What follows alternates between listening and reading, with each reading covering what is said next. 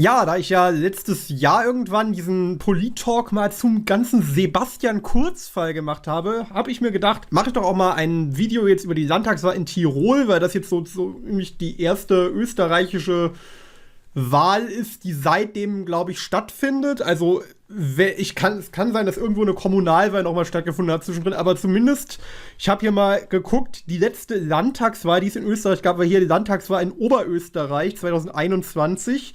Damals noch hier mit diesem Ergebnis. Das war aber am 26. September, wie wir hier sehen. Der 26. September, wir erinnern uns zurück, ich habe nämlich extra noch mal mit der Timeline und alles geschaut. Der ganze Korruptionsskandal um Sebastian Kurz ist dann am 6. Oktober 2021, also irgendwie 10 Tage später ist das erst rausgekommen. Das heißt, da auf diese Wahl in Oberösterreich damals konnte es natürlich noch keinen Einfluss haben oder sowas. Jetzt dafür die Wahl in Tirol. Gut, man muss sagen, es ist seitdem natürlich ein bisschen Zeit vergangen. Es kann auch noch viele andere Faktoren gegeben haben, die da in das Ergebnis jetzt reingeschlagen haben. Aber nichtsdestotrotz ist es doch mal ganz interessant, sich das anzusehen. Vor allem, weil ich hier nochmal geschaut habe, Tirol ist eigentlich seit jeher absolutes ÖVP-Stammland. Also mit Ergebnissen eigentlich immer so um die 40-50%. Das ist so, zumindest im letzten halben Jahrhundert war das so. Davor gab es halt noch viele Parteien wie die Grünen einfach nicht. Deswegen war es da natürlich alles ein bisschen mehr. Mittlerweile hat sich das eigentlich immer so eingependelt, dass die ÖVP so um die 40%, in den letzten Wahlen davor war es teilweise um die 50%, aber auf jeden Fall immer sehr viel.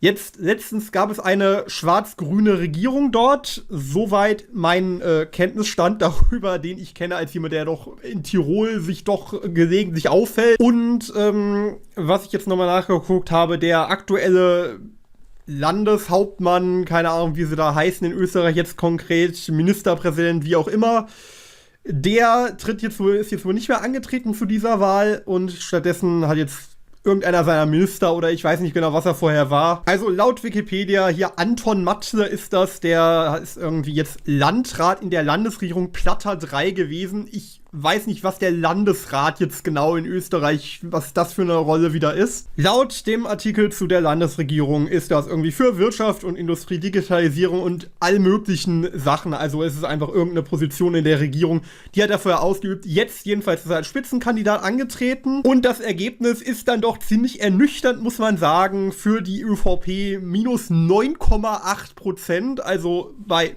35% sind jetzt ungefähr laut den Hochrechnungen angekommen. Wo man sagen muss, da sind sie tatsächlich noch glimpflich davon gekommen, denn hier aktuelle Umfragen, die da vor der Wahl gemacht wurden, haben sie teilweise bei 26% oder sowas gesehen. Also wirklich ein Komplettabsturz wurde da schon vorhergesagt. Da sind sie noch mal mit einem blauen Auge davongekommen, kann man fast sagen. Dann auf dem zweiten Platz ist jetzt noch nicht ganz sicher, wer da hinkommen wird. SPÖ, FPÖ, die sind ungefähr gleich auf, also das wird dann wirklich auf die Hinterkommastellen drauf ankommen, wer dann da am Ende wohl den zweiten Platz belegt.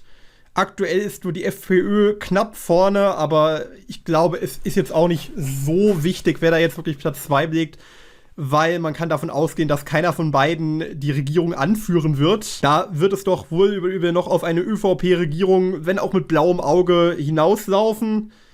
Dann wahrscheinlich in Zusammenarbeit mit der SPÖ, das ist wohl, soweit ich das jetzt durch Überfliegen der verschiedenen Medien aus Österreich rausfinden konnte, wohl die Wunschkoalition der meisten Menschen dort. Die aktuelle schwarz-grüne Regierung wird es definitiv nicht nochmal, dafür fehlt einfach die Mehrheit. Genau, also so wie es aussieht, aktuell ÖVP und Grüne kommen zusammen auf 17 Sitze, 18 bräuchte man um genau 50% haben, weil Tirol hat aus irgendeinem Grund auch wieder einen Landtag mit gerader Anzahl an Abgeordneten. Ich habe keine Ahnung, wie sowas heutzutage immer noch gemacht wird.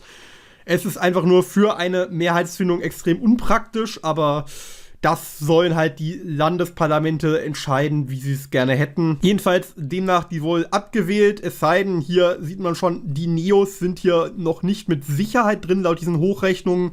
Aber 6,1% Hochrechnung mit Dazugewinn sogar. Ich würde sagen, es ist davon auszugehen, dass sie reinkommen werden. Also drin bleiben wäre. Ich glaube, die waren vorher schon drin. Genau, das hier ist die alte Sitzverteilung des alten Parlaments. Da waren sie mit 2 Abgeordneten drin, genauso wie auch die Fritz, also die Liste Fritz-Dinkhauser, die irgendwie so eine in Tirol alleine aktive Partei ist. Die waren da auch mit 2 Sitzen drin. Jetzt hier laut den Hochrechnungen sieht man schon Fritz wirklich mit 4,7% dazu gewinnen.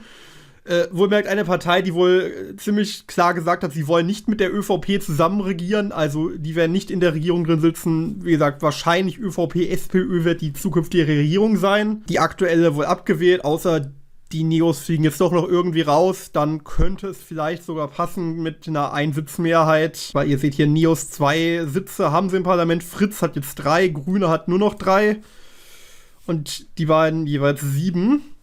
Ich denke also, egal wer jetzt wirklich Zweiter wird, es wird dabei bleiben, dass sie jeweils 7 haben. Da wird sich jetzt nichts groß mehr ändern. Ja, auf jeden Fall, was sagt uns dieses Ergebnis? Es sagt uns, dass eventuell tirolerische Verhältnisse jetzt speziell, aber eventuell auch der ganze Skandal um die ÖVP im Ganzen jetzt doch dazu führt, dass die Partei ziemlich abkackt. Vor allem, wenn man hier dann die Prognosen anguckt für die nächste Nationalratswahl, da sieht es dann wirklich komplett düster aus. Also dagegen sind sie in Tirol wirklich nochmal gut davon gekommen. Hier nämlich aktuell laut Umfragen teilweise als drittstärkste Partei, nachdem man vorher mit Abstand stärkste Partei war. Das sind schon bittere Prognosen, die man wahrscheinlich vor einem Jahr noch gar nicht so jemals hätte vorhersehen können, dass das jemals so passieren würde in nächster Zeit. Aber es sieht aktuell ziemlich düster aus. Wann ist denn die nächste Wahl eigentlich? Im Herbst 2024. Gut, da ist noch ein bisschen hin, also da kann noch was passieren. Aber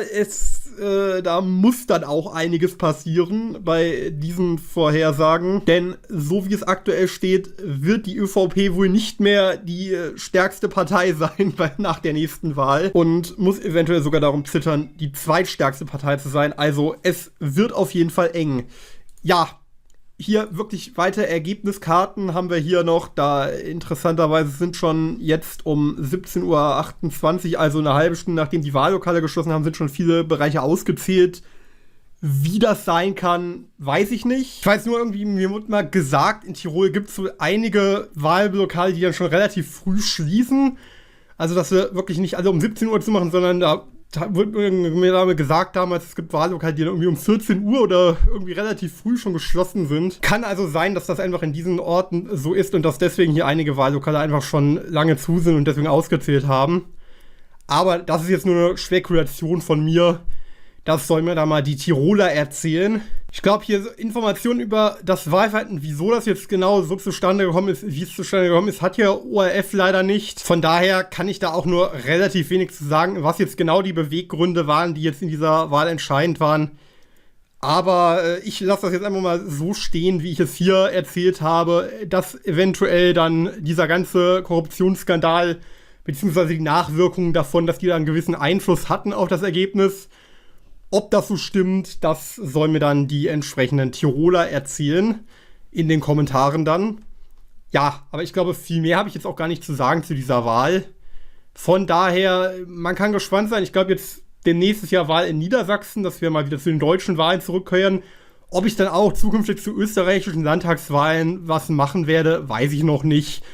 Weil so viel habe ich dann dazu auch nie zu sagen. Hier ist es jetzt halt, wie gesagt, ganz interessant gewesen, weil es so die erste Wahl nach dem ÖVP-Skandal war. Aber ja, je nachdem, ob das Video jetzt hier sehr erfolgreich wird oder nicht, kann ich dann gucken, ob ich dann in Zukunft auch die österreichischen Wahlen hier behandle. Ich denke mal, die Nationalratswahl werde ich auf jeden Fall noch machen, aber ansonsten, ja, schaue ich mal. Ich würde sagen, das war's dann auf jeden Fall von diesem Video. Wir sehen uns dann wahrscheinlich zur Niedersachsenwahl. Und bis dahin würde ich sagen, tschüss.